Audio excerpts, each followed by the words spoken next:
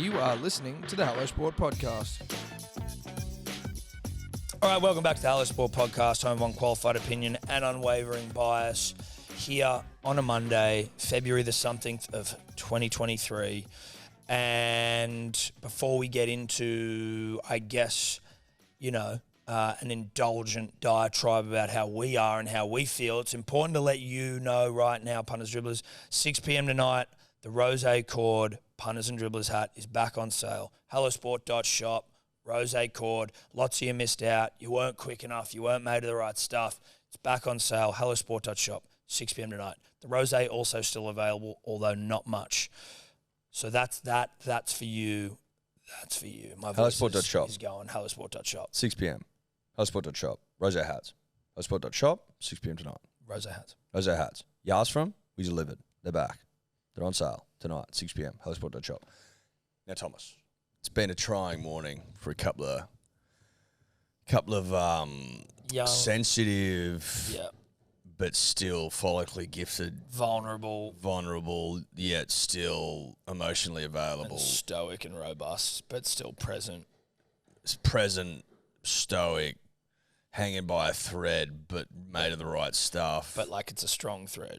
Like it's like break. Well, it's like a the weight to power ratio of a spider's web time, It's the strongest substance on earth. Yeah, exactly. Which I believe to be true. I speak with a man who knows, but I, in truth, am only speculating that I think I've heard it before. Spiderweb, strongest, it's like stronger than steel. Stronger than steel? Literally might be the strongest substance in the known universe. Is that right? It has a higher strength to weight ratio than most conventional materials. Most. Shout out to spiders and their webs. Also shout out to gorillas, who I found out on the weekend can bench about 1,800 kilos. Yeah. 1,800? Yeah. Can bench. Now, are they like in conventional gyms? Or is it just I need to pick up a tree if I need to I'll set the scene. Jack Archdale and I, friend of the show, quite hungover on Sunday. Jack of dressing like he was about to go to a fucking country dance yesterday. BNS. It was so unnecessary, and it was 400 degrees. Yeah. It was fucking hot, and he had like full really thick really country shirt on with stupid patterns on it, like he always does. Really thick denim fucking pants. Thick fucking blue jeans and boots from fucking the Tamworth Country Music Festival, and you're just like, it's okay, dude. You can be yourself for one day. And just wear the clothes that you definitely wear when no one's watching. I bet he doesn't dress like a cowboy at home, put it that way.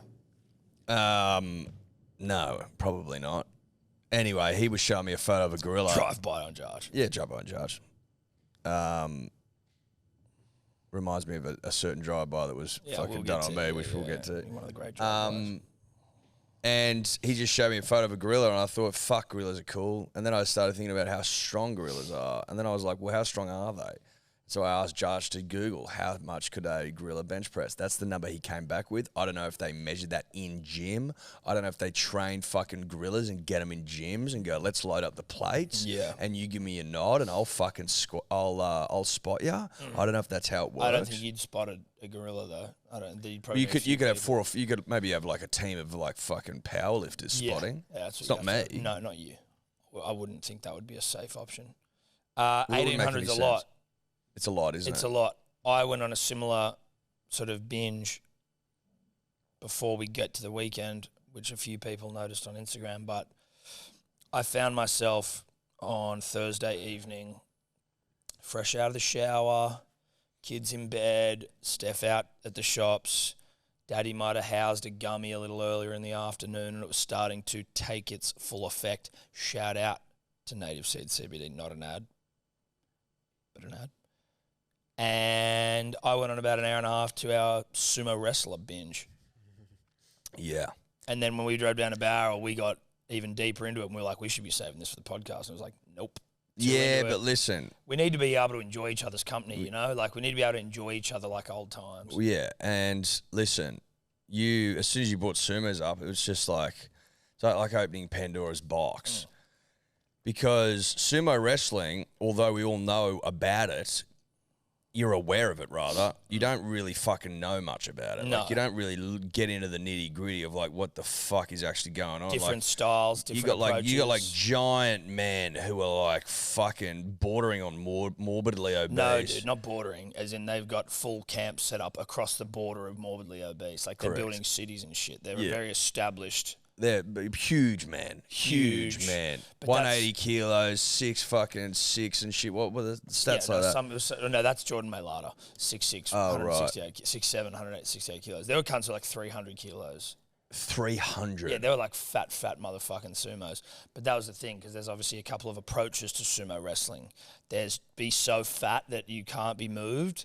Then there's like be stronger and agile. Then there's the dude who was the greatest of all time.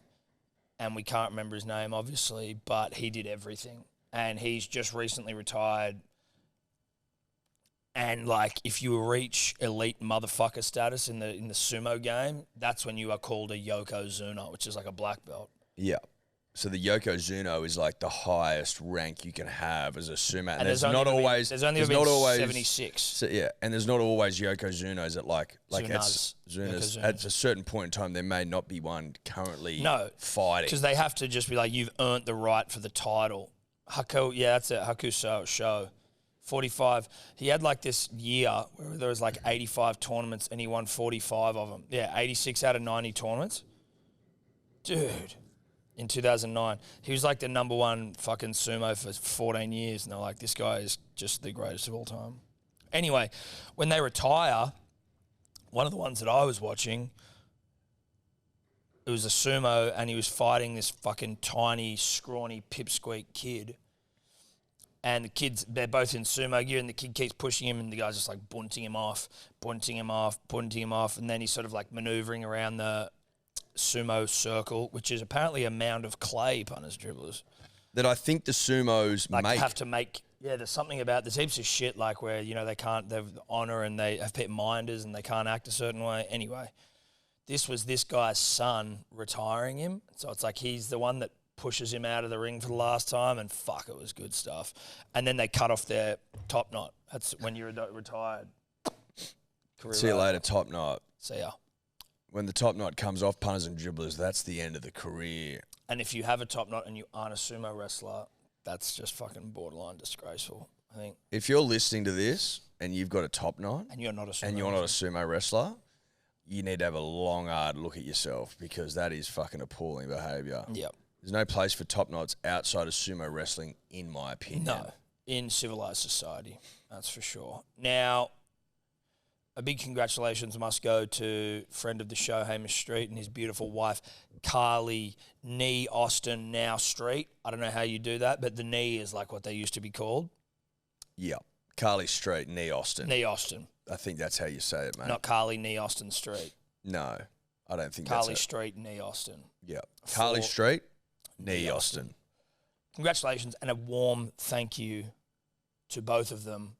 Not only for our current fragility, but just for one of the great weekends of all time. Well, it was one of the greats, Tom. And as you fucking put it, you were a Devo on Friday because you knew it was over. It was Monday already. As soon as we were driving down, I go, dude, the weekend's already over. Like, and like, although that's a really pessimistic outlook, it's true. No, it's true. It is true. You get down there on Friday. Obviously, the sun is shining, the birds are chirping. Yeah, wind. The winds breeze, were true. Just good, honest. But you just got a thirst on you. You know, you got a thirst that can't be quenched, Tom. You try your best to quench it, but it's not quenched. And then all of a sudden, in the pursuit of quenching, you may find yourself quenching too hard. You've overquenched. Yeah, you're drowning yourself, essentially. And now I'm up at an unruly hour, an ungodly hour. Listen, Friday night, it was a groomsman's night, a night for groomsmen to be men and to be groomsmen. Harvey made the great point. This might be Street's third bucks party, essentially, of his entire wedding. Yeah. It's definitely the third time we've got together in celebration of the great man. Maybe that's what it takes. I think maybe that's how many you need. But, you know, I mean, for you, it was like a 5 a.m. finish. I was thankfully a little more responsible. I'm not going to put a number on it, Tom. Yeah, no, well, look, you don't have to. I will. Eddie around 5. I was in the 3s, I believe. which was, I think, very reasonable. It would have been more reasonable. I guess maybe I would have been more reasonable, and you may have been more reasonable, and we all may have been more reasonable had we realised that we were going to get woken up at like 7 a.m. by Street to go move chairs, which I was more than happy to do. If I'd been prepared for it, Yes. it would have been a little less jarring. Preparation's key. But I mean, that's what we're there for. We're there to help. But it was a shock to the system. It was, yeah. Listen, obviously my back was fucked, so I had to go get coffees. Yeah, you did nothing. He was just like in bed looking, he looked dead. He was like, what do we got to do? I'm like, we got to move some chairs. What chairs? I'm like, brother, I don't know what chairs. We just have to go move some chairs. I know you can't lift anything, so you're going to need to help in another way. Go get coffees, please. Then I come back in, he hasn't moved. I'm like, can't. Just get up, please. He hadn't got up by the time we left, so I just left. No, I hadn't. Went and had a shower, a quick one, and then, went and did my job, and which I performed fucking admirably. Yeah. Ran into a couple of friends who were coming to the wedding, and it took me like almost, like it would have almost appeared rude. It took me like 10 seconds to register what the fuck was going on. I'd sort of forgotten where in God's name I was. Yep. I didn't even know what I was doing. I think I was just like staring like that. I Lot didn't think I of was on my staring. phone, dude. Very zonked out of it, but when you're made of the right stuff, punters and dribblers, you overcome. It's about going within yourself. I've talked about this often, and looking for ways to fucking just draw energy out of yourself, to go the big lift, and to start inspiring the men around you. Yeah, that's what we did. We inspired each other, because as a groomsman, particularly one that, if you're not a best man or you're not the MC, you're just a groomsman. Your job is to buoy the boys. You're a boyer. That's your job. You got to make sure that the fucking groom is relaxed but also pumped up. And then the other boys who do have responsibilities, speeches, emceeing, they are also relaxed and pumped up, but a little bit more you get to fuck with them because you know they're nervous. Yeah, and it's it's funny that you're nervous. We don't want Groomy to be nervous. No. But you got to MC the whole thing. That must be a bit stressful. Sebo, big speech. Don't fuck it up. Yeah. Groomy, we needed Groomy settled. Yeah. But Sebo fucking went mute as he got closer and closer and closer to his speech. He went and served tennis balls by himself to just try and clear his head. He ran into a pole. Remember when he was coming back from the fucking... He'd be coming back from somewhere like... This is like 10 minutes before his speech, and he was just all at sea. He ran into a fucking pole. It was hilarious. Did a great job, though. He did a great And so did job. Josh. All I'm saying Everyone is that was our job, was to Yes. buoy Streety, buoy the rest of the boys, buoy the rest of the wedding party, but give shit to Sebo because he was Sebo. dying inside. And it was fucking hilarious to watch. So was Jarch. I did find Jarch sitting in his car at one point in the middle of the day. Yeah, because he's like, I don't actually know it. Practicing my speech. Yeah, but like he also had like a room he could have practiced in. It was not a small house we were in. Yeah, I understand that. Maybe he had the aircon going. I don't know, Tom. Listen, I don't have an answer.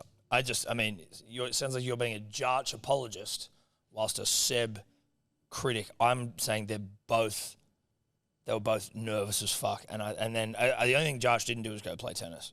But Streety and Seb both were like hitting balls with each other, trying to clear the air, while you, me, and Simi and Hick are just like lounging in the sun. Yep.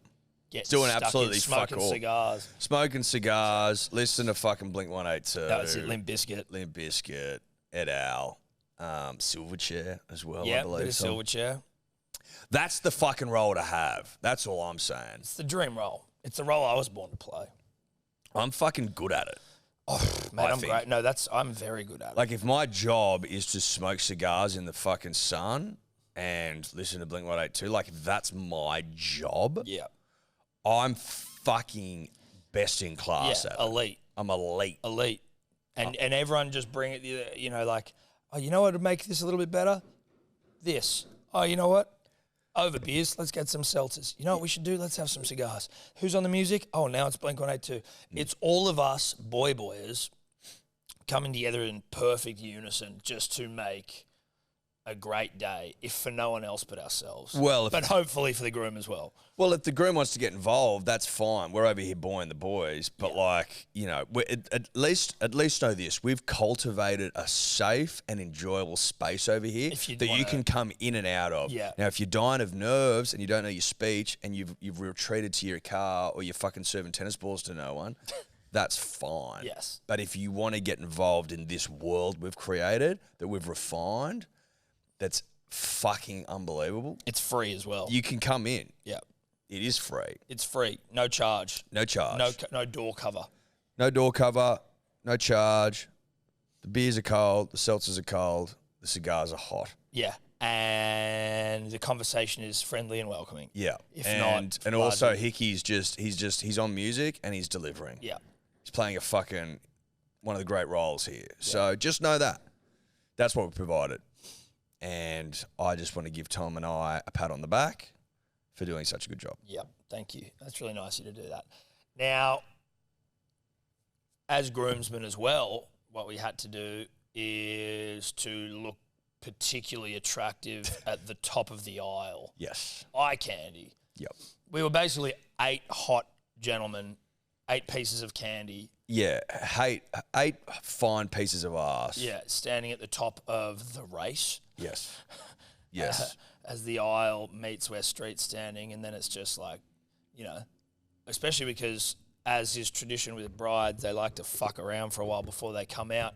So you're up there for maybe 25 minutes before you see any action. Well, they like fucking around. So they're like, get there at 3:30 for a 4 o'clock start. 4 o'clock start's not a 4 o'clock start. It's 4:30, sometimes 4:45. You know, they can really push it out.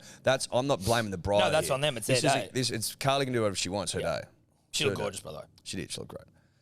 But, you got to understand that with that, now that you're armed with that information, punters and dribblers, in case you haven't been to a wedding, it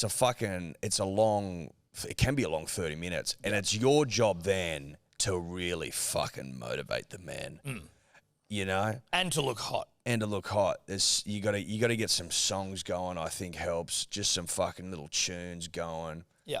Some little sayings going. You got to run an eye over the groom from time to time. Dude, it's like catch crush shit.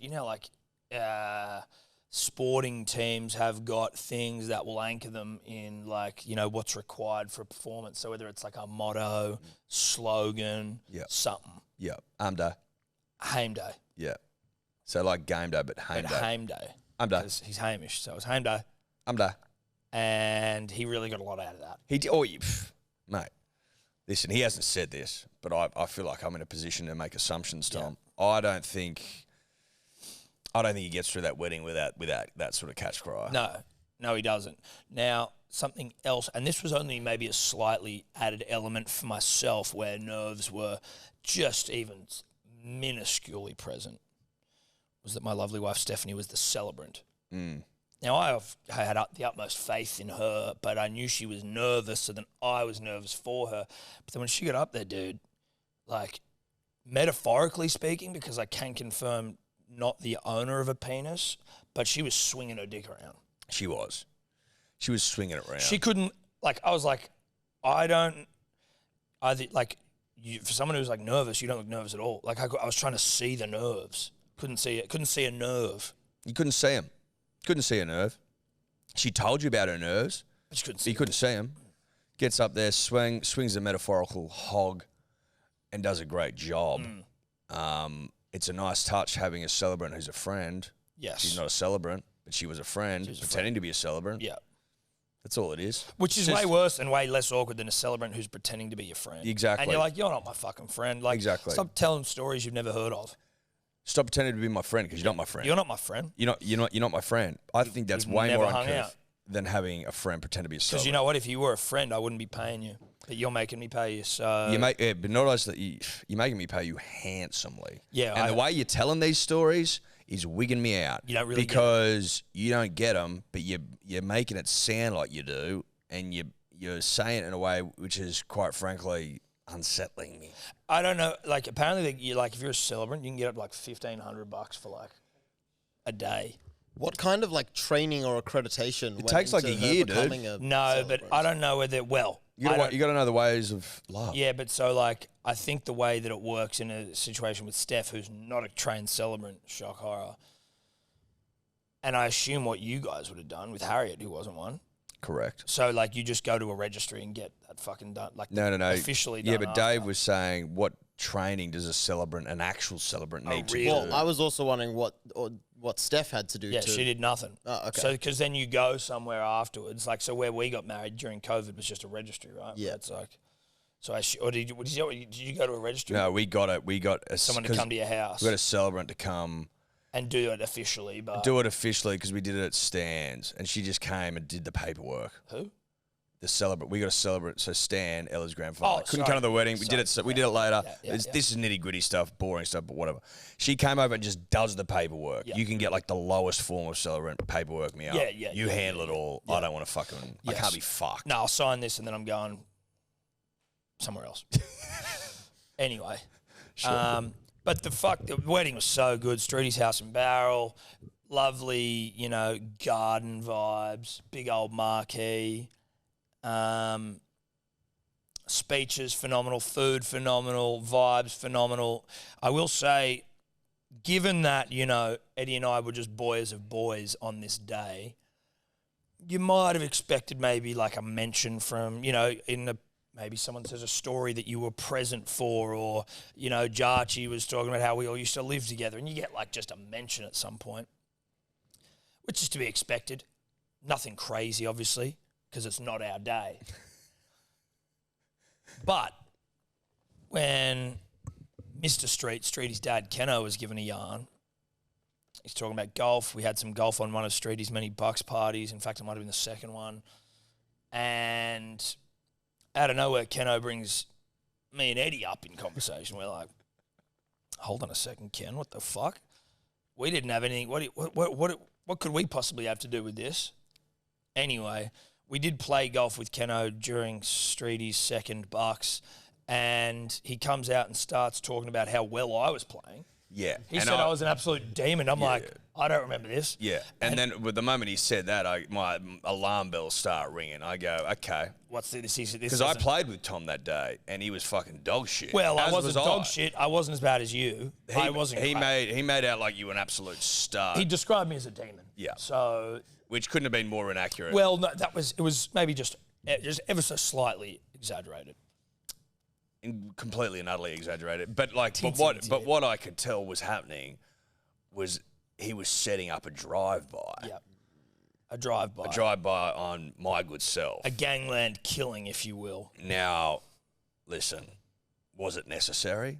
Was it completely unexpected? As it continued, what it was is, and Ken didn't come down the last shower, punters, dribblers, he's seen many a winter, and he knows a fucking weak-gutted dog when he sees one. And he basically made the point, which I didn't hear anyone sort of challenge on the evening, certainly not I, that basically after the first tee off, when Eddie shanked the fuck out of it, he started being like, oh, my back's a bit sore, I don't know. Like, it was excuses at 10 paces from the second we started. And Keno saw through it. Keno saw through it and felt like it was the right time in the middle of a speech to his son and daughter-in-law to just quickly go, by the way, Tom's really good at golf, Eddie's a dog. Yeah. And it was like, that was basically how it went. I'm paraphrasing, that's not exactly what he said. But given Keno wasn't playing golf with us when we started, it sort of, didn't make a whole lot of sense. Nah, because he knows, dude. But, listen, he basically accused me of having shaggers back, which I couldn't dispute. And we moved on with our lives. But it was a good drive-by by Keno because it was brutal. It was honest. Got me square between the eyes. Yep. Came from absolutely nowhere, as all drive-bys tend to do. Well, that's the surprise attack is the most effective. If you knew a drive-by was coming, you wouldn't be walking the streets. You wouldn't be there. Would you? If you know it defeats the purpose. It defeats the purpose. You wouldn't be strolling the streets if you knew you were going to get a fucking drive-by. No, well, I wouldn't be. No. Well, listen, if you did, knowing there was a drive-by and then you got driven by, that's on you. Well, it's on you. Well, it also means you're fucking half an idiot. Yes. Well, 3/4 an idiot. 3/4 maybe. 3/4 maybe.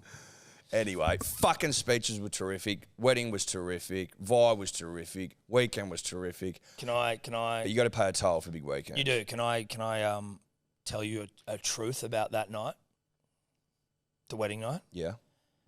Daddy spewed. Did ya? You're starting to get a bit of a fucking track record, mate. What do you mean? No, I'm not. Well, that's fucking, you're spewing a lot. When the hell else have I done it? When we went to Brookie? Not last week, punter, just so you know. Not last week. That was... Excitement got the best of you then. Once. Yes, twice in 6 months. Not great. Yeah, fuck, that's okay. Not great. Nah, that's all right. The one at Brookie was because I was actually just, like, feeling unwell. Right. As opposed to it being like, you need to get... To be honest, both of them were that. They were both, like, daddy-induced. I made the decision to bring about... I'm now remembering this. Yeah. You were going like this to me. I was trying to make it I was happen. like, what are you fucking... What I was doing was saying that listen, I've said this before, and the weekend was just another reminder that I literally have one of the great gag reflexes of all time, as in like control of it.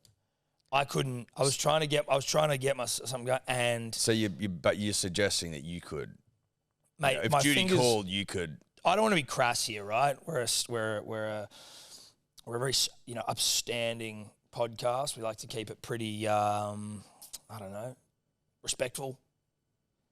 My fingers could have come poking out my ass. My hand was so far down my throat. Yeah, so you got to handle Mandingo. That's what you're saying.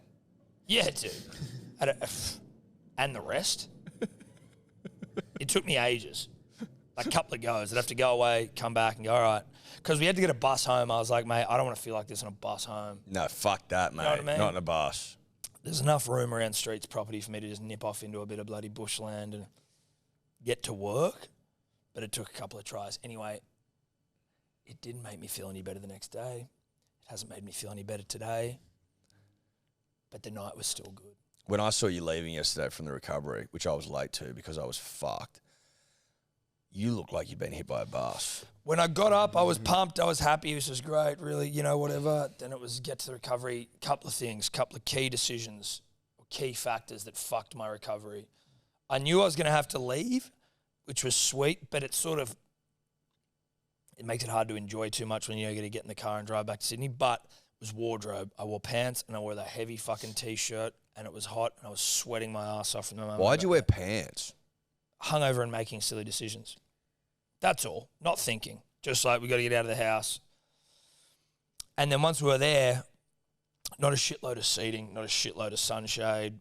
So I'm standing a lot of the time. My voice, I don't know if you've been able to pick up on it yet, punters, dribblers, but my voice, not as good as you might hope for a Monday when your job is to talk. And it was even worse yesterday. And just not being able to talk, or like when people are talking to you and you're already feeling like behind the eight ball and not being able to actually converse properly, it takes a lot of fucking effort. Your voice will just cut out sometimes. Like it's not even just testing, it'll just like, and so, yeah, if you're weak, yeah. Well, you wouldn't know. It's not weak. It's just about vocal cords. I assume this is vocal cords. They're just strained. Anyway. By the time you got there, I was on the way out and I was like, I don't even want to fucking talk to anyone. I was trying to hide from parents and shit. Like, I just wanted to walk out to the car.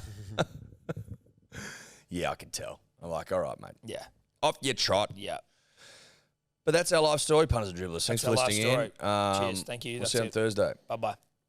Punters and dribblers, we are brought to you as always by our dear, dear friends at Ned's, the #1 betting agency on planet Earth.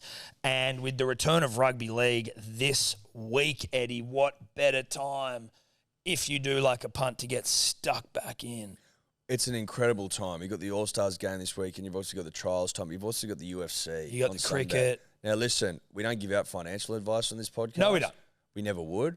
But also, you'd be mad not to look at one Alexander the Great Volkanovski. That's what I'm saying. That's an opinion, not advice. But if you are going to do it, then Ned's is the place to do it.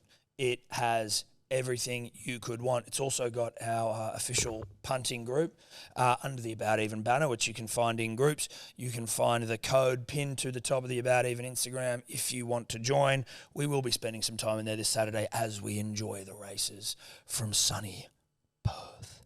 So if you want to maybe just nip into the group, follow our progress, obviously come look for inspiration, Share some of your own. then you'd be more than welcome. We've just told you how to do it. If you don't remember, go back 10 seconds. Just skip back 10, 15 seconds and listen again. Now, obviously, punters and dribblers, and we say it every single week, please gamble responsibly. It's for a bit of fun, nothing more, nothing less.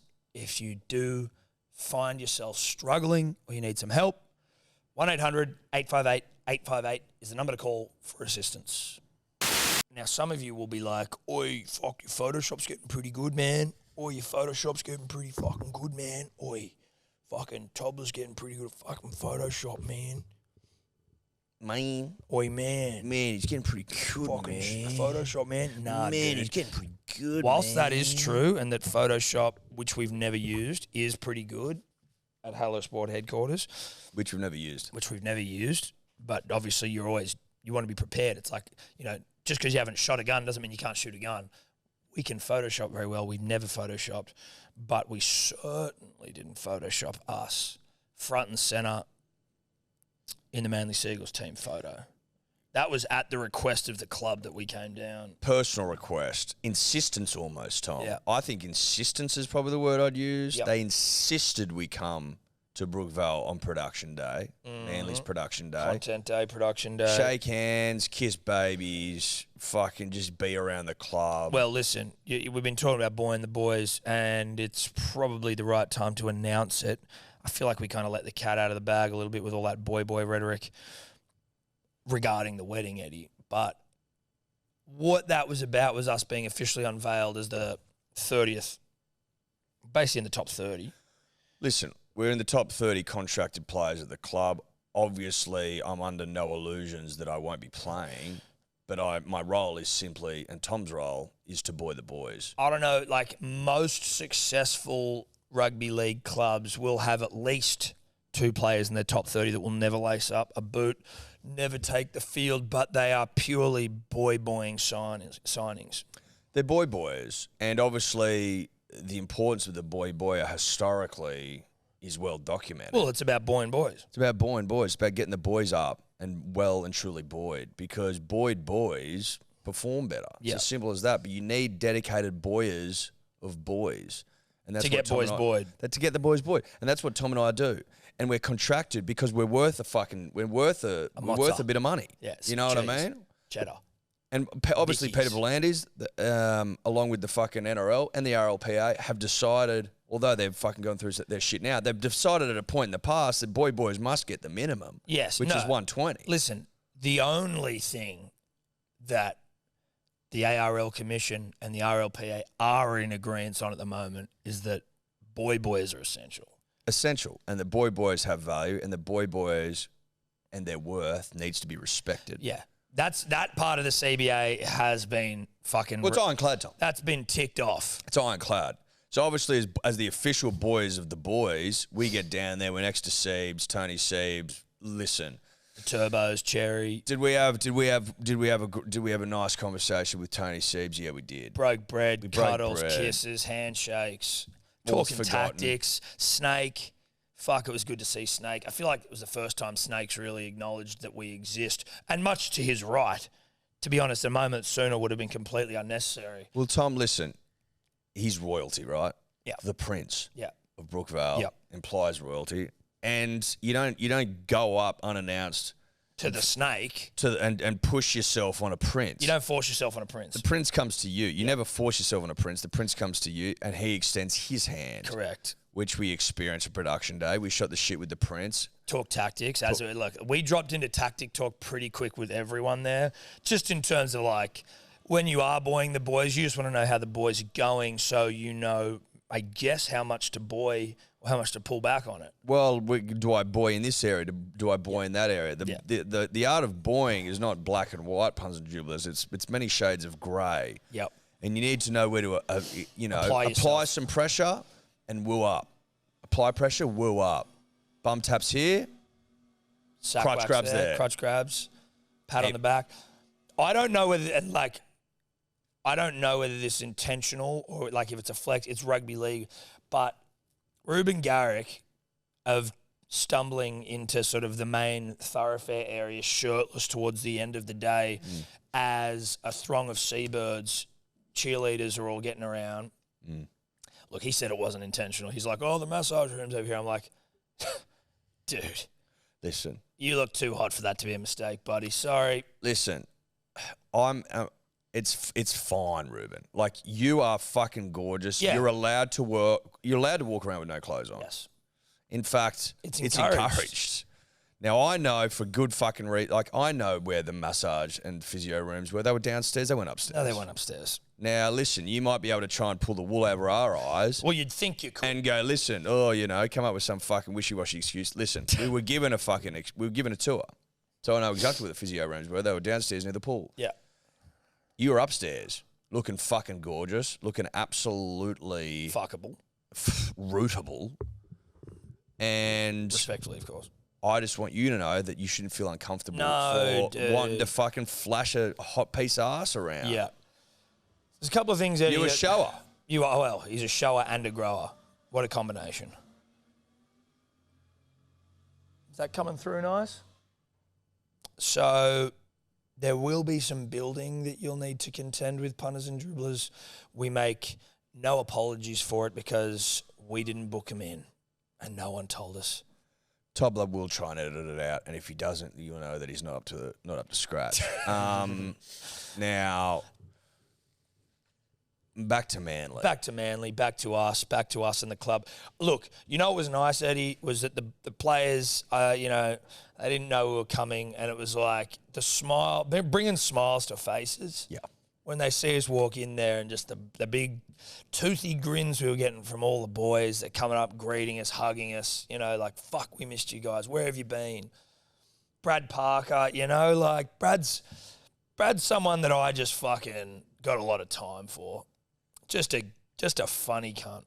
Yeah, he's a funny cunt. He's also a big cunt. He is a big cunt. Thick cunt. But he's a cunt.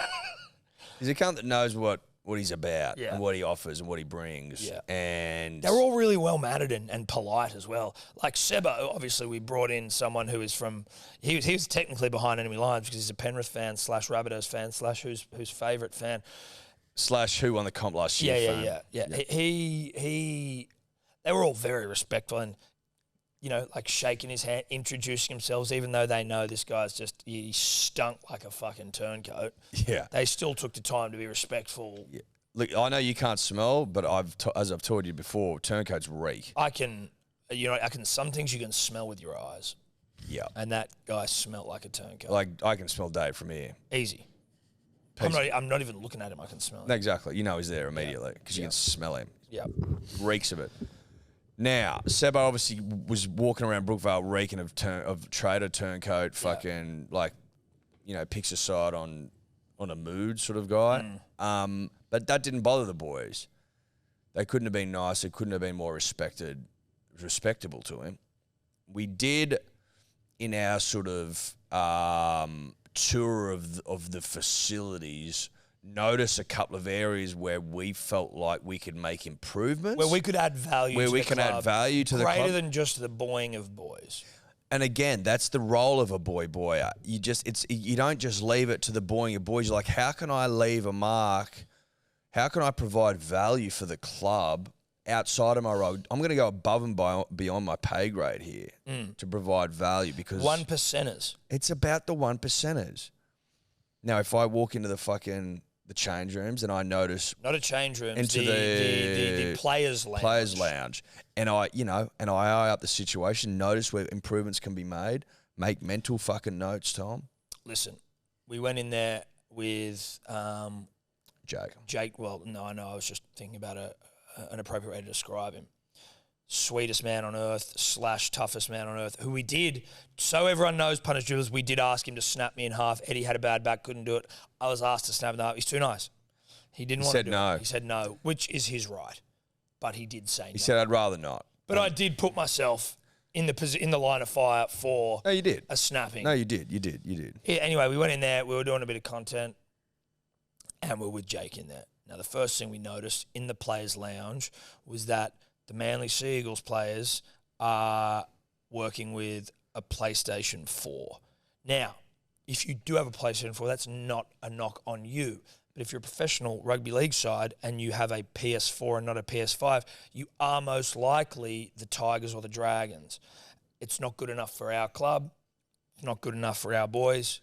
So Listen, at the end of the day, you say the Centre of Excellence is unbelievable. it's excellent. It's excellent. Centre of Excellence is excellent. We've made a decision as a club and as a community to go, listen, our time at Narrabeen in the demandables, although fruitful from a how to win comps perspective, you got to get on. You got to get on with life. You got to keep moving forward. You got to professionalise, and that PS4 reeked of it reeked of demandable days. Yeah. So Tom and I have made a promise to the club. Well, it's a commitment to the club, and one that I'm prepared to repeat here today. We will be getting the club a PS5. Well, it's already being ordered as we speak. PS5, it's coming. Now, there's a second thing that we would like. Well, there's a couple of things, and obviously, this is hopefully going to get back to the playing cohort more specifically, the higher ups. But here is what we would like: the decision makers. The decision makers. Now, it doesn't matter. The PS5's coming, so signed, sealed, delivered. It's en route, but the couch, one couch in that room. It's a two-man. It's a two-man, maybe. It's two rugby league men. It's maybe three squishy pussies like us, but like Taniela Paseka takes that thing up. Well, it's wholly and solely with his thighs. It's a one-man. It's a one-man for Taniela. Now, that couch. Look, the couch can go, and we've got couches to replace them. Now, we made the offer there and then said we want to. This isn't us just like trying to offload council cleanup couches. These are very good couches, punters and dribblers. We got them for the about even set. They didn't work. We basically bought them as an impulse buy and thought we'll build the set around them. Didn't work. Vintage, antique, 1960s couches. A 5-seat modular, Tom. It's a 5-seat modular. It's a 5-seat modular. It's fucking glorious. It's satin, velvet, red, or maroon specifically. It'll suit the fucking room to a T. To a T. It's the right colour. It's the right size. It's the right quality. And although you might say to yourselves, well, you two dickheads are just trying to get rid of couches you can't sell, to which I would say bullshit. No, not true. Not true at all. Not true. We've had countless offers. And still open to more, but we do want to give them to Manly. That's mainly what we want to do. sharing is caring. That's what I was taught. Well, listen, I don't think, Eddie, let me paint a picture. You walk into the Manly Players Lounge and you see a PS5, probably with our faces on it. We can't rule that out. You then see 5-seat modular. 5-seat modular, maroon, in velvet, 1960s restored antique couch. Yep. You then turn around to look at the door, which is open inward, so you can see the front of the door, and you see that you are in the Manly Seagulls / Hello Sport Players Lounge, or the Hello Sport Memorial Players Lounge. The Hello Sport Memorial Players Lounge is, I think, what we settled on. Also, if you want to get really classy, you've got the built-in radio built into the modular, playing Hello Sport. Or highlights from Manly's various fucking grand final victories. The choice is yours. Now, is that a world, and I'm talking to the players here, in which you'd want to live in? Because that world that we've just explained is so fucking close. All you got to do is reach out and touch it. Yeah, you do. And for those of you who are just listening to this going, fuck, what do these couches look like? If you're watching the YouTube, you will have already seen them because Tobler, in his infinite wisdom, will have already put the photos into the shot. Oh, the 5-piece modular. Yeah, 5-piece modular. 1960s, velvet restored couch. So listen, PS5 is coming. The couch, that's still up in the air, but we would obviously cover all transportation and installation costs of the couch. That's right. We don't want players carrying it upstairs. We'll get some fucking weapon removalists. Best in the business, best in class. Best in the business, best in class. That's what we'll get. All you need to do is say yes. All you need to do is say yes. Say yes to a better future. Yep. Be bold enough. Be brave enough. Be smart enough, quite frankly, to say yes to a better future. Reach out with the okay. Yeah. And we will have them delivered that day. Yep. Now, Unless it's late in the day. Then well, listen, technically, we won't commit to a specific day. Just let us know, and it'll be done within the week. Give us a week. Lead times, fucking delivery. Eddie's got a ute, though. We could ferry it all across in one day. And by we, I mean he. Getting in the team photo, Eddie, which we can confirm was not photoshopped, next to the big dicks of the club. It wasn't that it was a realization of a lifelong dream as much because I've never really allowed myself to dream of being in the fucking team photo of the Seagulls. You don't dream that dream. You don't dream that dream because it doesn't seem like it's one that's possible, you know?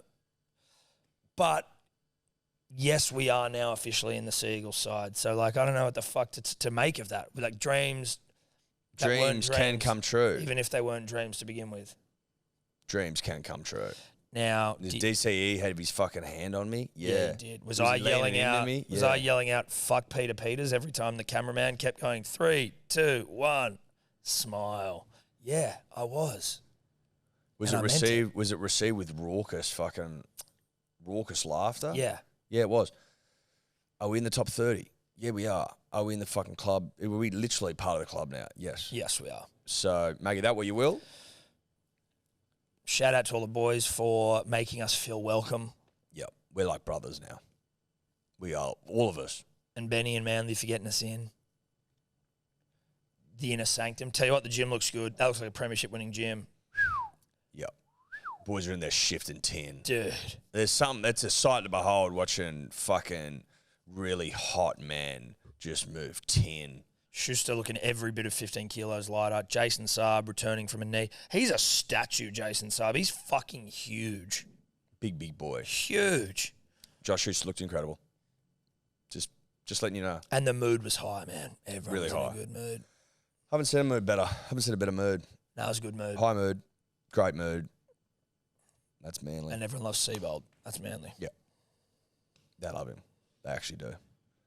But back to rugby league. Firstly, and this is an ad, but it's more about my erection that I can't control. Trial rugby league starts on Thursday, exclusive to KO. And then Manly playing Friday night. All trials exclusive on KO. That's fucking terrific news, Tom. Dude, rugby league, trials may they be, but it's back. What time does Manly play on Friday? Do we know? We're going to be in Perth, so it's 8 p.m. here time. So 5 p.m. Oh, no. Whoops. Oh, terrific. What a great way to set That's up. when the press conference would be finished. An hour press conference. And Yeah. then straight into a And pub, straight into watch Manly, then straight into dinner.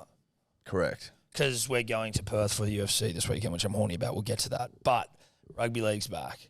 Rugby league's back, baby.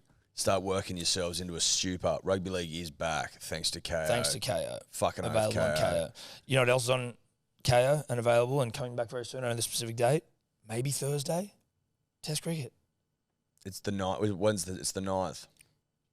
What day is it today? Thursday. Thursday. It's the 6th today. So Eddie, in Perth, just listen to this for a second, punters and dribblers. Thanks. What? That was stuttering. Yeah. Whilst we're in Perth, Test cricket, Manly Seagulls, All-Stars clash, and then finish it with Volk beating the fuck out of Islam, which we've also got a potty with Islam coming out later this week. One of the great sporting weekends all time. Yeah. Thursday before we go, you wet the whistle with Test cricket And rugby league trials. and rugby league trials. Then you also get the next day the press conference for UFC 284. Plus you get fucking another trial or trials. Trials Plus too. you get more rugby league. I mean, you get more fucking Test cricket against India. Maybe smudges on 200 night. Like who knows yet? Who knows yet? Saturday trials, cricket And All-Stars. and weigh-in and All Stars. Sunday cricket. Trials, fucking UFC 284 in the morning. Like, you want to crank it this weekend? This is the fucking weekend to do it, punters and dribblers. Yeah, and it's all on KO. So whoever told you, and we've been taught this as young children, that February there's no sport on, it's bullshit. Well, not anymore. Not Since anymore. we've been basically kicking up a stink about it, you can thank us for getting February back into some work. This is one of the great February fucking weekends ever. in the history of man. Yeah. And we have a lot to do with it. We have everything to do with it. Yeah. We are responsible for it. Yep. We power brokered it. We pushed, we pulled, we cried, we whined, we dined. We 69'd. And now February's good again, which is nice. But so what are the trial games? Like who's playing who? So Thursday night is Warriors Tigers at 6. Must watch. As well as Knights and that's Thursday night. Then Friday night is Knights and Sharks, 5:55 kickoff, and then Bunnies Seagulls. Saturday is Penrith versus Parramatta, I believe. Hang on, I'm going to get up on the screen. This will make it easier. Penrith Parramatta at 6, and then Dragons versus St. Helens. St. Helens. I forgot that. St. Helens largely known as the Dragons of the Super League, just because of the way they look. And they're Saints. Saints. Yep. But better. And then, better. Those ones are after the All-Stars game, which I believe is like afternoon, evening for us because it's in New Zealand. Okay. Auckland? So then might that be like super early for us? It's only a couple. Oh, yeah, because we'll be in Perth. It'll be 5 hours early, I It's think. 3:45 p.m. kickoff. Oh, fuck. 3:45 p.m. So it'll be Our 10. time, yeah. So it'll be 10? 12:45 p.m. So 3:45 for New South Wales. Yeah. So it'd be So then plus it it'd will be be less 3, 12. so it'd be 12:45 Well, p.m. that's good. Press conference at weigh-in's over. So this is Saturday. Wayne's are in the morning. There's races on as well. Again, it's perfect. Dude, there's ponies on. Yeah, it's perfect. There's ponies on every Saturday. I know, but it's just I forgot to mention that there will also be ponies on whilst we're getting into our work. Yeah, it's like it's set up so fucking perfectly that it almost feels like I'm in a dream. Yeah. Punters and dribblers. Jarch also coming with us. Jarch is coming with us, a dear friend. Our friends, the Alpha Blokes, will be over there. They will be. Listen, this is how fucking excited I am for this weekend. Usually if I've had a huge weekend, the thought of another big weekend wigs me out. Actually, I'm not wigged out at all. No. I'm foaming at the mouth. Yeah. I want to swim in, I've never been to West Australia. I want to swim in that shark-infested water. Actually, probably a bad time to mention that. I think someone literally just got killed. But Yeah. I want to swim in that water. Beach day.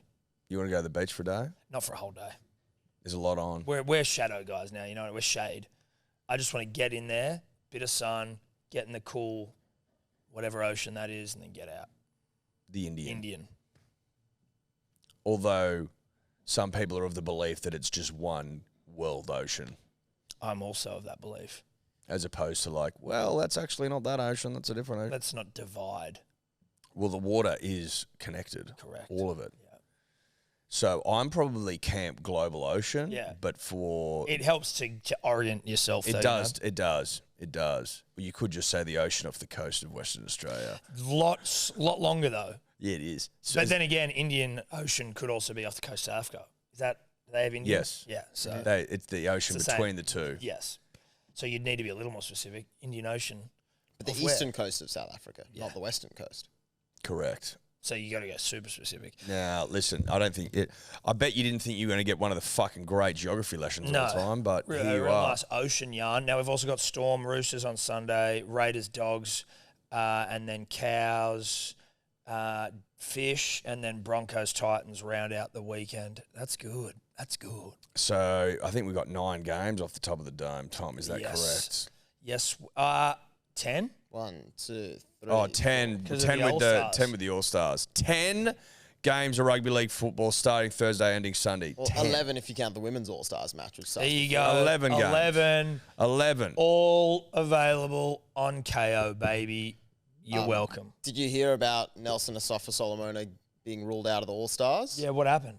It was a dog bite suffered on New Year's Eve. That was a long time ago. Yeah, but that's why he hasn't been able to be at preseason training, and he's had stitches and surgery on the bite. Oh. Yeah, like dog and cats can actually like fuck, their mouths are fucking gross. So like, Yeah. if they get in there. I got bitten by a dog running around Centennial once. It was a little fluffball piece of shit. And I was like, it was just running after me. Someone didn't have it on the lead, nipped me on the ankle. I wanted to kick it into a tree, but I didn't because I showed restraint. But the lady whose dog it was, and then subsequently my mum or my mother-in-law were like, you should really go and get that checked out. Did you get it checked out? No, I didn't. So- Admin. But imagine if I didn't.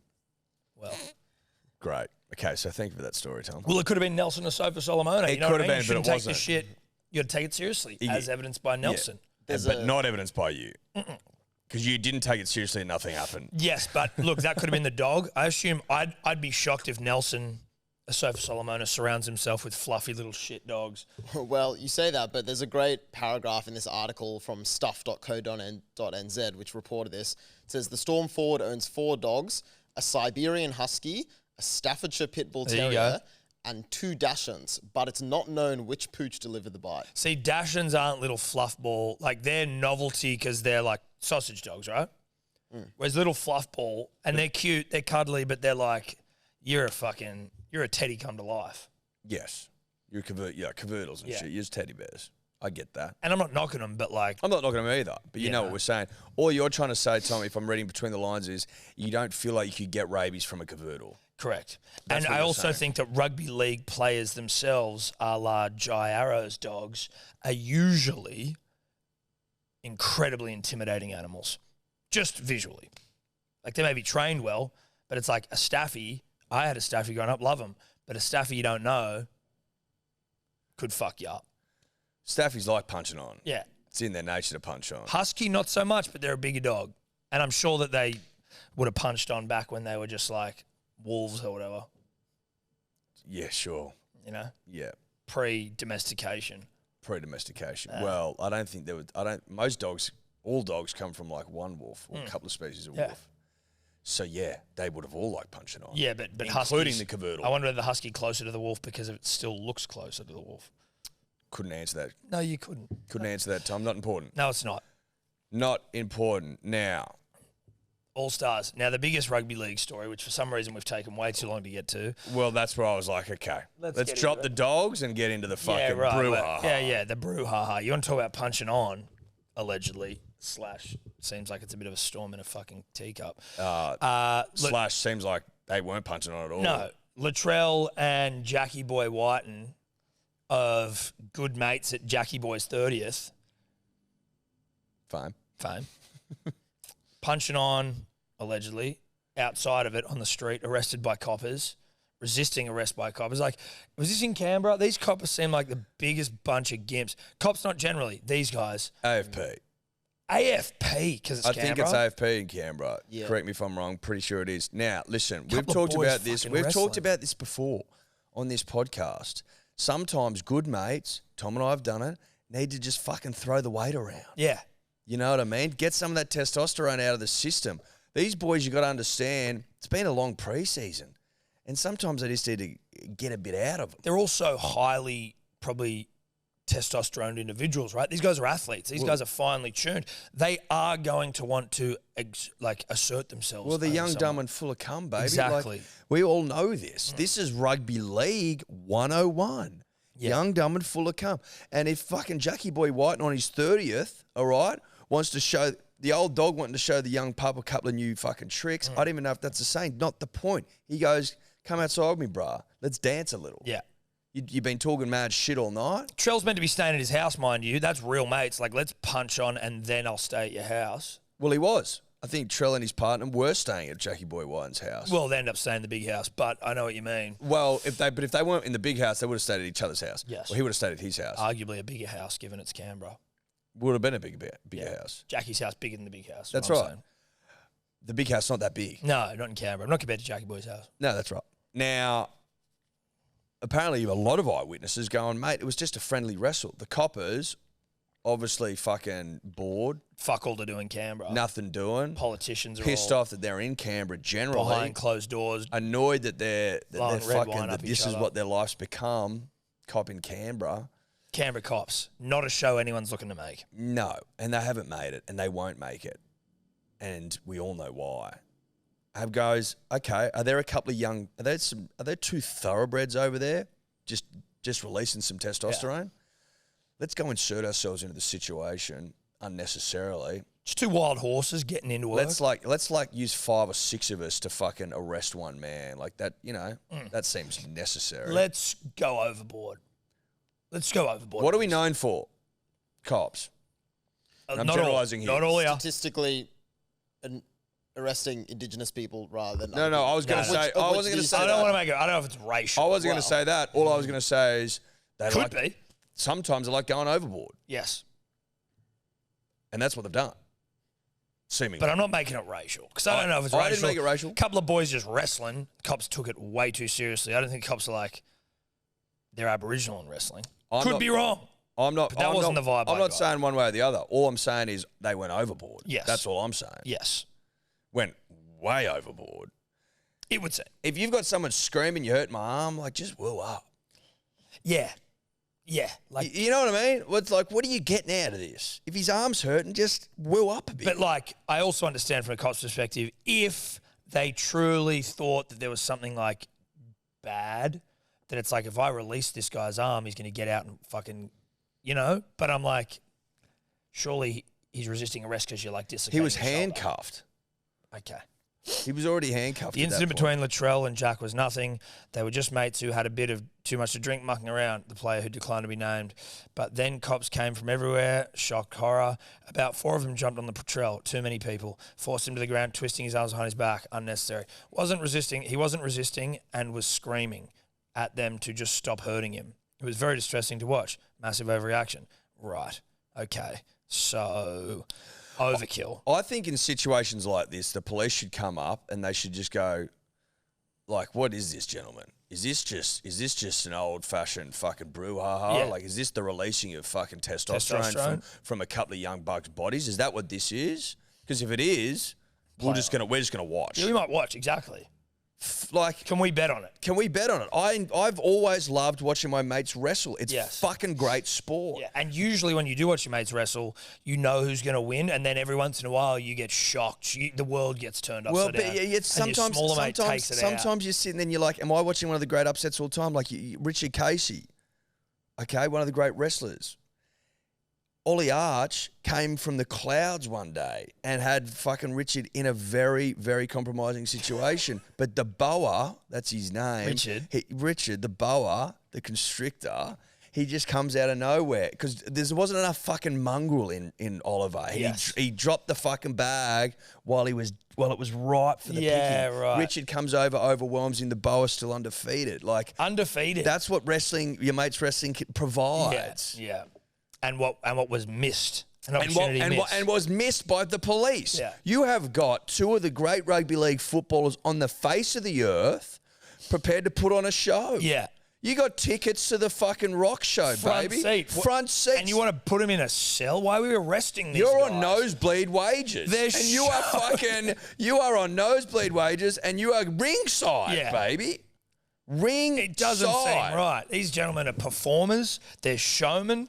And they're putting on a entertainers, show. Tom. They always have been. Rugby league's not a sport. It's entertainment, mate. I wonder whether there's something that could be learnt from this because obviously it's an unfortunate situation. What are the learnings? Is it that we need to look at the way police are trained in this country from the very start? Do we need to give them, stop nodding, Dave, do we? Calm down, buddy. Calm down, buddy. Whoa. Do we need to maybe get these men and women of the police force across how to bet on street brawls? Do you know what I mean? Do we give them sort of like a per diem that they are allowed to go out with overnight, cash in the wallet, and then it's like if you see a brawl and you manage to identify that this is nothing more than a brouhaha, okay, sweet. Well, now you go and you unlock your per diem pocket wallet and you start fucking throwing money on the ground and, you know, betting on this thing. That's right. I don't see...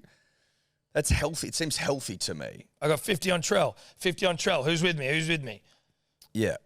Heads. I hold the money. Yeah. You know the system. You know the setup. You can tell a brouhaha from a fucking scrap because of the language being used. Because of like... And because of there's usually a lack of punching. Lack of punching. Lack of punching is brouhaha, fuck around. Are they fun. throwing? Yeah. If they're Are they throwing, yes or no?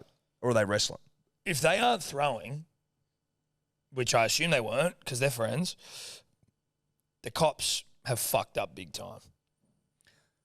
Big time. And they've missed one of the great opportunities to fucking watch two young, hot thoroughbreds going toe-to-toe. I'm just going to find here. Couple of bucks in the wallet. Couple because we had a statement from the boys in question, the performers. If the boys aren't having a throw, don't stop the show, Tom. That's the it. fucking. That should be the same. That should be the same. Well, that's what they need to get back into police training. For legal reasons, we cannot comment on the charges that are before, like they're charged before the court at the moment. However, we wanted to express remorse for putting ourselves in a position to embarrass our clubs and the NRL. I want to speak for both the Raiders, the Rabbitohs, and Rugby League right now. You didn't embarrass them. The cops embarrassed themselves. I'm not embarrassed. No. I'm not embarrassed at all. No. I'm a fan of the game. I still love Rugby League. I couldn't be less embarrassed. We were there to celebrate Jack's 30th with family and friends. While everyone enjoyed a great night, we understand that our wrestle, as harmless as we believe it to be, was a poor decision and may have looked bad. Again, you shouldn't be apologising, boys. On your what? You can't have a birthday wrestle anymore? A birthday bash? Why can't you have a birthday bash? We are sorry for this, and we know that we need to be better when in public. We remain great friends and are looking forward to proudly representing our community at the All-Stars this weekend. Yes, they better not fucking be like asked to stop. Because I heard someone being like, they're probably going to get suspended from the All-Stars. I was like, fucking hell. For God's sake. That's ridiculous. For God's sake. Woo up. Woo up. Let the boys play. Let the boys play. Let the boys play. Let them play. Let them play. Let them play. Now, another rugby league story took my attention over the week, Eddie. Yes, Tom. And I'm just going to try and find it here. Where is it? Here we go. Did you see that the Bulldogs signed this fucking really hot up-and-coming footballer? The kid was from the Broncos and apparently had a falling out. He was like the Australian schoolboys captain or something. Played for the Broncos, hates the Broncos, wanted out of the Broncos, fuck the Broncos. The Broncos didn't want to let him go. Something happened. Drops off. Now, maybe a grinder. Not Droppy. sure. It's a droppy. I thought it was a droppy. Went with my first, but then you sort of go, No, maybe he's it's grinded. That's a droppy. Now, this gentleman, this young fellow whose name is Carl Oloapau. I could be pronouncing that wrong. Carl Oloapau. Oloapu. Oloapu. Sure. We will find out the correct pronunciation at some point. Don't hold it against us, bruh. The Bulldogs paid like a $500,000 transfer fee. Or did I make that up? Or is he on $500,000 now? Or they signed it. He's on a fuckload of money for a 18-year-old who's probably not playing rugby league next year or this year. Either way, in the conversation about how Olapau was wooed by the Dogs, because I think a lot of clubs are after him given the prodigious talent with which he holds. The thing that got him over the line, reportedly, because he's a young kid, was Seraldo taking him for an ice cream. Now, the only thing when I read that, it sounded very much like, and I'm not saying this is what it read like to me, was that he was being groomed by an older man.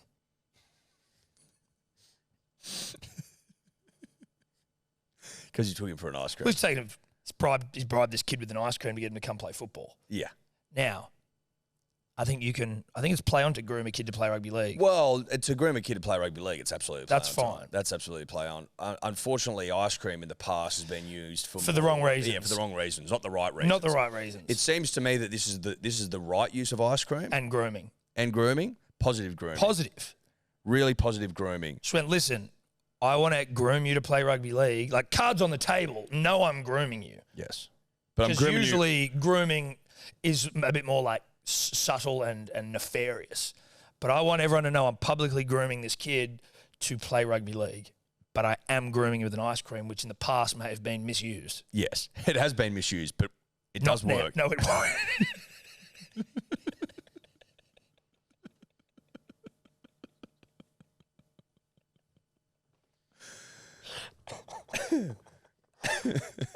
Yeah, so it's a staggering amount of money for a youngster who is yet to play against men, and it was all sealed by a drumstick. Yeah, that sounds about right.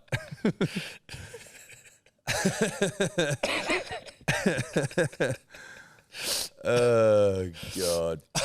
He had other options, but just the fact that Cameron wanted to get to know him one-on-one over an ice cream and outline his vision for the kid proved the difference. I think the Bulldogs coach sensed. The Bulldogs coach took Carl to dinner. We're all sitting around, and afterwards, the kid, being an 18-year-old, started to get restless. The manager said, I think Serraldo sensed this and said to me, do you mind if I take Carl for a walk and an ice cream? 15 minutes later, they came back and Carl had made up his mind to join the Bulldogs. Anyway, there's some completely unnecessary pedophilic references. Congratulations to the Bulldogs. He seems like a weapon, though, but I was looking at some highlights of him. He's fucking good. They're building something. They're fucking building They're something. building something. Jesus Christ. That feel good, mate. Yeah, he knows what he's doing. He's quite a motherfucker. He's quite a motherfucker. Good to see ice creams being used in the right way, though. That's all we're doing. Shed ice cream. It needed it. Yeah, it did. It really did. It needed a good news story.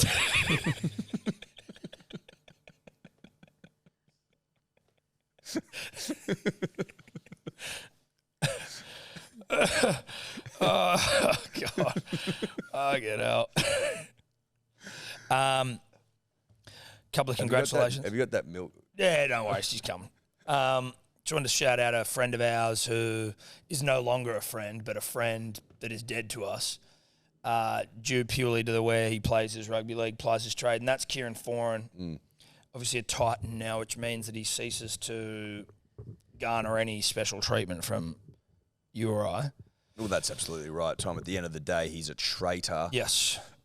He's disappointed his community. He's let down his club, his teammates, his friends, his family, supporters. Now we wish him all the best. Of course. In his future endeavours. All we're saying is, when you leave the club, he's committed to never winning another comp, and that's fine.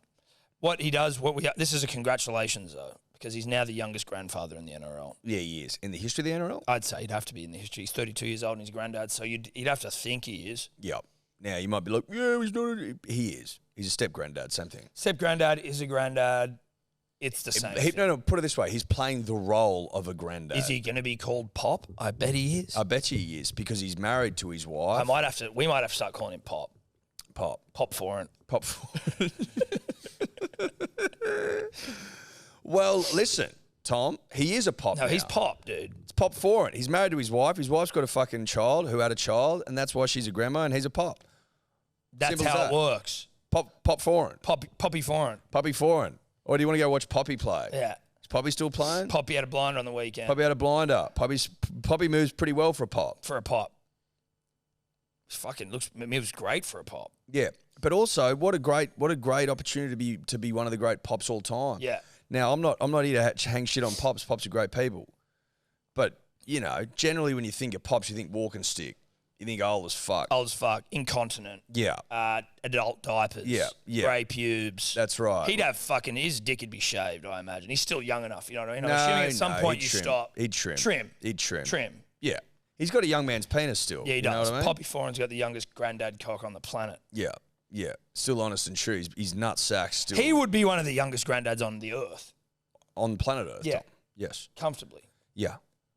He'd be right up there. Or down there. Or down there. Or up there. From a numerical sense. That's right. Age-wise. That's right. Now, what does that mean for Pop Foran? Like, does he change his approach to rugby league football? Does he repeat himself? Does he start telling you stories he's just finished telling you? Does he lose his keys? Does he shit his pants? Weigh himself? Yeah. Does he long for yesteryear? Is he almost trapped in the past? Yes. Back in my day, I did this, and this. And every time they tell a story, more mayo applied. Yeah. Now, I can sit there and listen to those mayo applied stories till the cows come home. They're great yarns. Yeah. But just know that I have noticed the additional dollop. Well, the problem is, or not problem, but when you are, say, like a granddad's granddad, like when you're in your 60s, late 60s, 70s, 80s, 90s, fucking from then on in, the stories you're telling from back in your day are crafted over years and years and years of slightly changing it and adding it and improving it and working out, well, this wasn't as good. This got a better reaction. I'm going to stick this more. It's now like the perfect fucking dribbly thing. Kieran, when he's talking about back in his day, he's talking about like fucking the year 2000. He was like, well, back in my day, I was 14. You're like, these stories haven't seen enough winters. No, they haven't. You're absolutely right. So I don't expect Pop Foreign to be sharp between the years when it comes to storytelling, Tom. No. He's obviously got a couple of good yarns that he can refer to. Grand finals. 2011 comes to mind. Yeah. However, he's not going to have like a knee slapper story. He's not going to have knee slappers in the fucking back pocket. Unless we're just referring to his hog.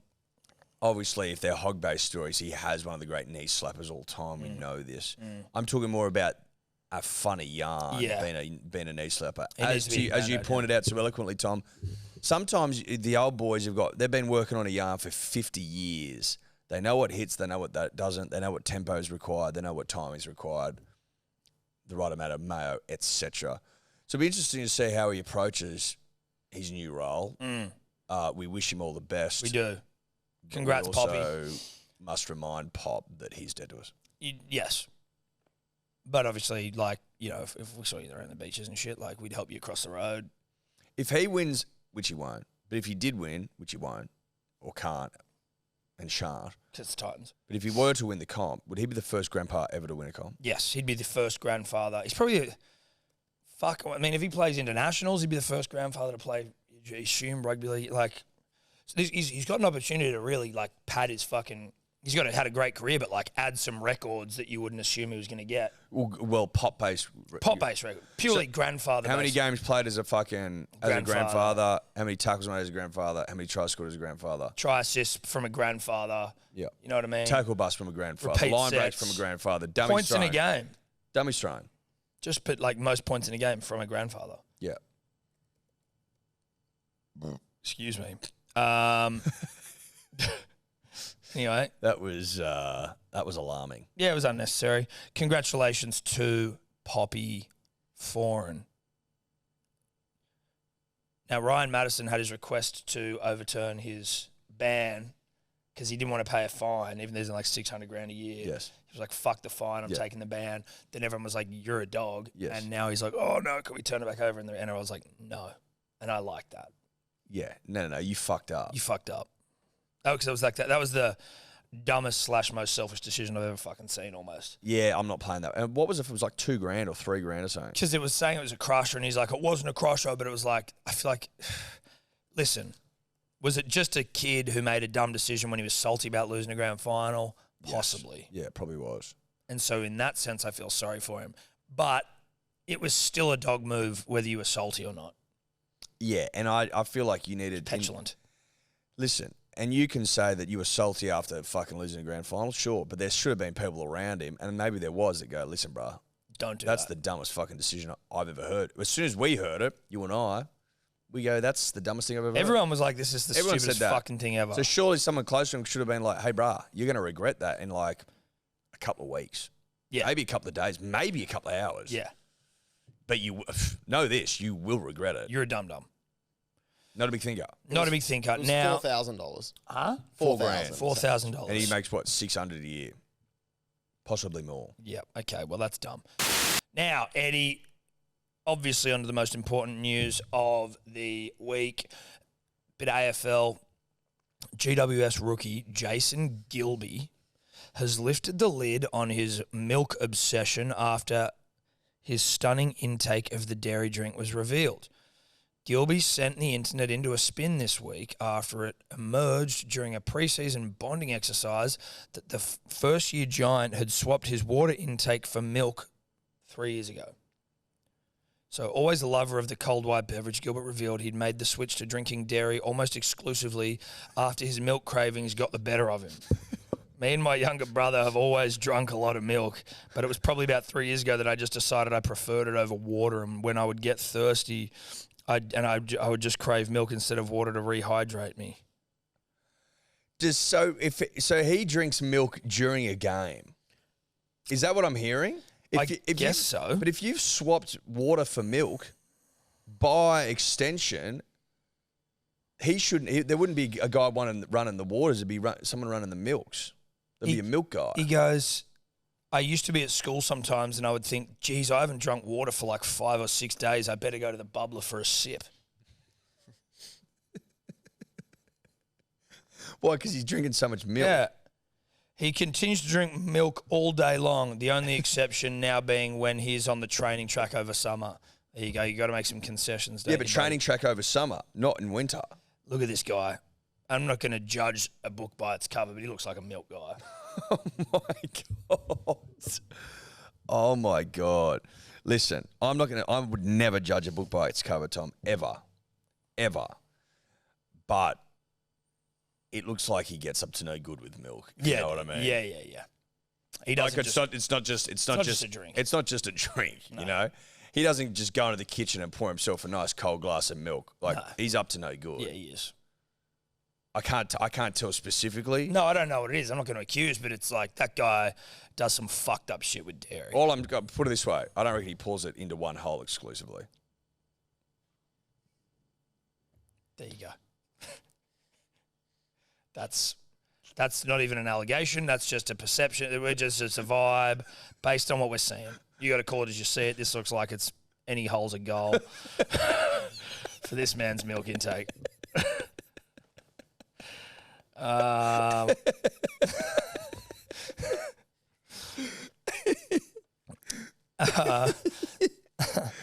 Oh, shout out. Shout out. That's fucking weird. I will ask this. If he drinks it during a game, and based on what I've just read, he only swaps it out in summer, not in winter. If there's someone with like a trainer that usually says water on it, would his need to say milk? Well, you wouldn't want it to say water on it. But I mean, if that motherfucker is hydrating himself with water mid-game. Milk. No, but I'm sorry, milk mid-game. As a coach, I'm saying, hey, buddy, I get that, like, this is an addiction for you. But it's like, if you told me you really loved crack, I wouldn't be giving you that at halftime. Now, maybe you would say, Tom, that's way more of an extreme example. I disagree. Neither of them have any place on a football field. It's troubling. I wonder how he goes with milk challenges. Like, could he do fucking, he's like, you can't drink 3 litres of milk or whatever because you're fucking, or is it 2 litres? I don't know. Some of these challenges just are so absurd. Like, no, I can't drink 3 litres of milk. Are you shocked by that? You know what I mean? But he could. Oh, fucking oath, he could. He ranked during the AFL draft combine, he ranked equal first in the 2-kilometre time trial. So he's a weapon. Dude's a weapon. Maybe he's found a fucking hack. I can't drink milk anymore. Makes me farty and bloated. Really? That's why I'm on the oats, bro. Yeah, I haven't had like proper cow's milk in my coffee for a while, but I still like a cold glass of milk. I don't mind either, but I can have really short. But I don't. Really I never have it. I've never got milk in the fridge anymore, which is disappointing. I've got it in the fridge for the babies, but I'm just like fucking steer. When was the last time you had a Milo? Not an ad. Not an ad. We should get some for in here. Not an ad. Do I need chocolate more of that in my life? No. I haven't had Milo for ages. It would be nice to have, though. It would be nice. Tell me you wouldn't go and enjoy a nice fucking big glass of Milo if it was just in the fucking cupboard right now. That's the problem, though, is that I would enjoy it. I'd enjoy it all the time. Like when we used to have Chalky Ness. Yeah. That was great. It was good. You want to talk about living? I'll tell you what living is, punters and dribblers. Bread rolls, ham, cheese, pickled mustard, or like pickle in a jar. Pickle sauce. Maybe some mayonnaise on there as well. Yeah, sure. Sure. Bang. Close that bitch. Get that bitch toasting. While it's toasting, get yourself a fucking huge glass. Every house has got some glasses that are bigger than others. I'm not talking about those little glasses for losers. No. Every house. You're absolutely right. Every house has a couple of almost like they're odd as well. Yes. They don't match. No, they don't match. They're just huge glasses. They're big. But they're big and they're honest and they're true. And you can get half a fucking litre into one. Yeah. And you fill that bitch. Halfway. And then you go and get your Chalky Ness. I see. I'm a powder in first. So whether it be Milo, Chalky Ness, they go in first. And halfway, basically, half full, not half empty, Optimist. Then you pour the milk in and watch it. If it's a Chalky Ness, best in class for dissolving into the liquid. It does dissolve into the liquid. Milo doesn't. And then the milk will seep down and you can fuck with it a little bit. I don't think I prefer one over the other. Maybe Milo slightly edges it out, but it's all pretty fucking deadly. It's all very deadly. Chalky Ness, unbelievable. You know when you'd get Chalky Ness on a spoon, then you'd you dunk him. Yeah. You dunk him for a bit and bring it back up, and then it would just go. Yeah, you waterboard the spoon. Yeah, you waterboard the spoon, and then you put that in your mouth. Yeah. That's good for the soul. That's living. Chalkiness. I don't know how we got there. Conor McGregor's fighting again, and he's doing the fucking Ultimate Fighter house That is confirmed. with Michael Chandler. Is he? Yeah. So we were talking about that in the car on the way down to Saying Barrow. why the fuck would he do it? There's a part of me that actually, having thought about it, likes it. Couple of things. Conor's become really fucking weird. And Magoo, and he has like some intense allegations against him. All of that, if we can compartmentalize this situation for a second. Which I think we should. You can't deny, I personally would say you can't not respect the fact that he only takes good fights. Like, to come back after all the layoffs and shit and go against Michael Chandler, no, he's not coming back and going for a title, because that shouldn't happen, and that would be lame. He's been out for ages. Michael Chandler is so active. He's probably the most exciting fighter to watch right now. He goes out and has fucking brawls. Some people are like, yeah, he can get hit, and that's what is maybe in Conor's advantage. But he's also a fucking freak wrestler who could take Conor down and fuck him up, potentially. But just for him to come back and to go against an absolute weapon, like a really, really, really high quality top 5 fighter. Yeah, he doesn't shrink away. No. He's always taken big barneys. Yes. And some of them, particularly lately, they haven't turned out for him, but he keeps fucking... He's got this, unwavering self-belief in himself. He obviously still believes that he's the motherfucker. Yes. Which they all seem to do. You see these fighters and they're 40 and they're like, I actually don't think I've ever felt better. It's like, well, you have though, haven't you? Yeah. But you have though, because you can't fight anymore. Yeah. And also, listen, you're tricking yourself. Yeah.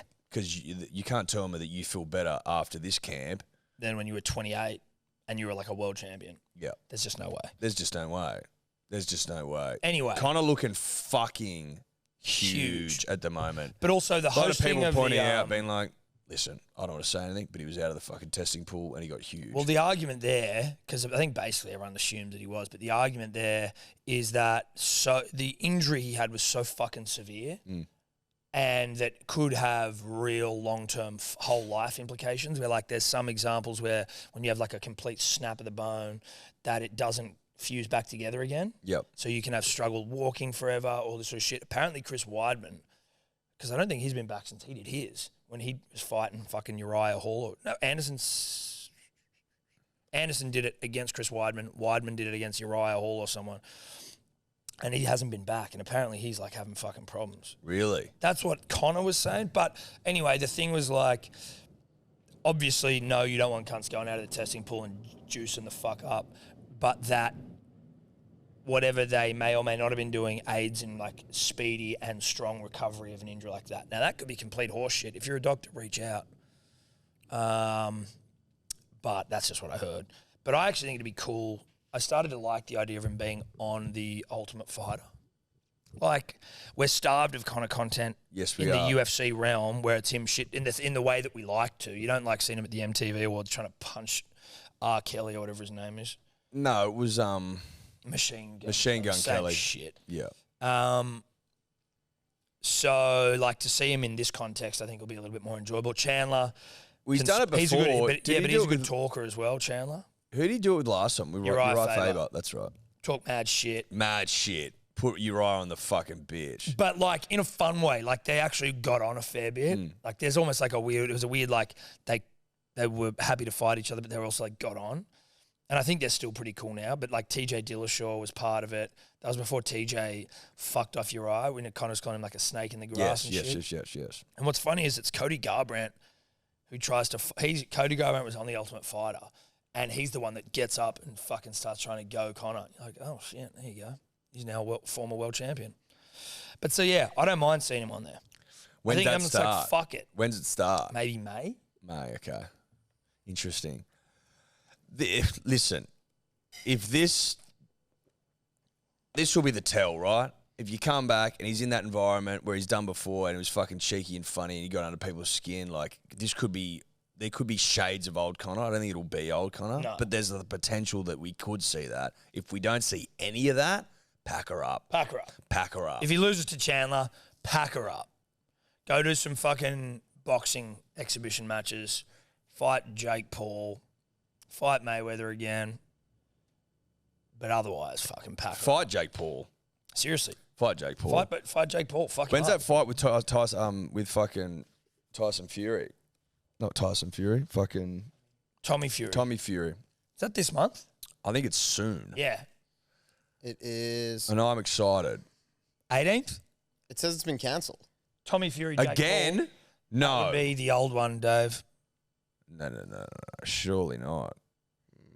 Surely Surely not. not. Years ago. Hang on. What was the date of that article you read? Well, no, that's the first thing when it comes up when you search it on Google. Yeah, what's the so date of maybe the Google article? hasn't. Go news. Yeah. Jake Paul. No. Hasn't Sunday, been 26th of February. 26th. Okay. Pump for that. If that got cancelled again, that would have been the third time. And it would have been just fucking absurd. Fuck that. Pack her up.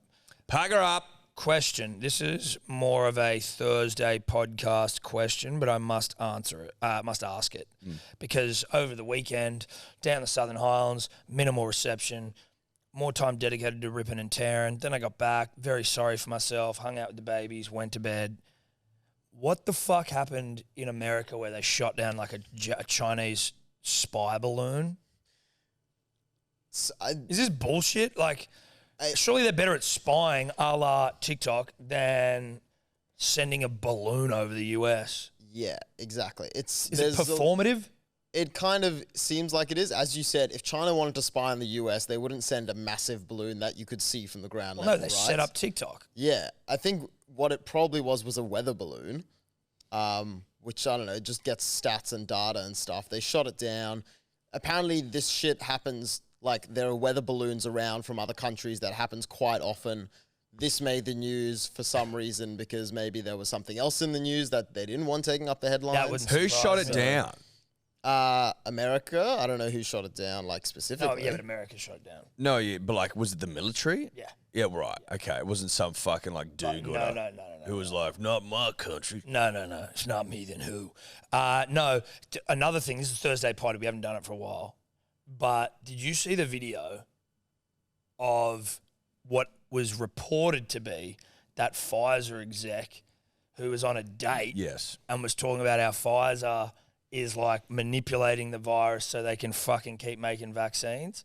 Now, people are like, oh, well, you're watching that. I'm like, I don't know if it's true or not, but it wasn't being reported on anywhere, which to me, I'm like, maybe that means it's not true, or maybe it's just more. Well, the guy was like, listen, He was a Pfizer guy. Yeah, he works works at Pfizer. He's high up. He's gloating, saying that they're manipulating the fucking virus to make shitloads of money. Make shitloads of money. Exactly. And then when he gets when journalists and shit start rocking up, he's like, it was a joke. I was doing it as a joke to impress my date. It's like, what a fucking weird thing to do. Yeah. And if that is true, then you're still not fit to be in the role because I don't trust you. You shouldn't be working for anyone responsible for anyone's health. Listen, I think you were gloating about it because That's what's you happening. thought it was dastardly and you thought it was genius, and that's what's happening. That would And be yeah, my I don't theory. doubt you were trying to fucking impress the guy, but that doesn't mean you weren't telling the truth. Yeah. And no one seemed to think anything of it. No. It's like I just don't. And they're like, go and get your fucking 10th jab. I'm like, no. Hey, no. Not doing it. Apparently, it was very hard to verify that this person who was in that video, there's this whole thing, Project Veritas, which is this thing who's trying to like reveal the secrets of the vaccine or whatever. The guy they named in the video, Jordan Tristan Walker, apparently you can't find him as a listed Pfizer exec or anything. I'm not anywhere, shocked so. that maybe he's been wiped from any records. What's that article? Where is that being written? This is on Forbes, which is kind of working to debunk the story, which was popularized by Tucker Carlson. Yeah, that'll which tell you a doesn't bit mean about- anything that Tucker, like he's a fucking... Yeah, he took a 50% second of the from people still- crying about their M&Ms not being sexy anymore to report on this. Sorry? He had to take time off from crying about the M&Ms not being sexy anymore. to Well, report which on was a this. reaction to you and your kind crying that there was an M&M that was sexy and that mattered.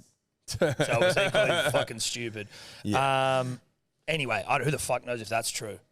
What we do know is, though, that Dave is now resting soundly now that M&M's all look exactly the same. Yeah. No, I their wanted depiction. sexy M&Ms. No. That's what Left wants. It was No. important. It was important that M&M's all looked fucking identical. Yep.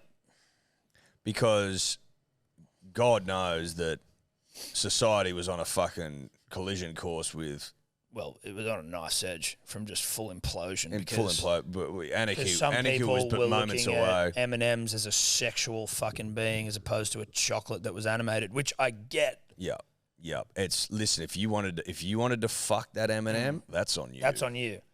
That's and on shame you. on Tucker Carlson, who I don't necessarily give much of a fuck about, but I know that he's like a bat signal for fucking Dave's kind to get very scared or very pissed off. But shame on Tucker. Tucker's a fucking dribbler. A big dribbler. I'm prepared to admit No, that. yeah, fuck yeah. But shame on Tucker for reacting to Dave's outrage about the M&M's sexual proclivities or sexual appearance. Listen, at the end of the day, all it was a couple of lefties who got Angry at a couple of righties. Well, they got toey by an M&M. They shut it down. Yeah, they went, I don't like that I'm getting hard every time the M&M ad comes on. Yeah, it's making me feel really It's uncomfortable. making me feel uncomfortable. I think you got this the wrong way around. Now I'm getting boners unnecessarily. Dude, I'm sick of getting hard for M&Ms. Yeah. But it's just, like you say, Tom, just an old fucking classic showdown between the left and the right. Yeah. And I just sit in the middle Just sit in the middle and just watch it. and watch. Like a tennis match. Yeah. But not a Like good this. one. Like Not this. a good tennis match. Yeah. Did we get it wrong?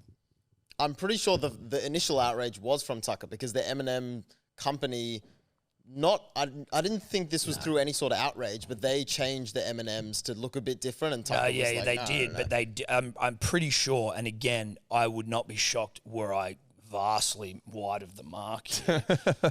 I thought it was that your types, and I use that in the most disrespectful way possible, were annoyed that the female M&M was hot, basically, or that was like accentuating what was the gender affirming traits or whatever the fuck you were talking about the other day. And so then M&M, because they're a bunch of cowards, changed it. And then Tucker, because he's a dribbler who focuses on shit that doesn't really matter, he then started talking about it. And it's like, again, when there are like legitimate things going on in the world, we argue about this. And I don't mean we specifically, we as a people. And then you've got some weird Pfizer guy who's potentially admitting to Cooking the books.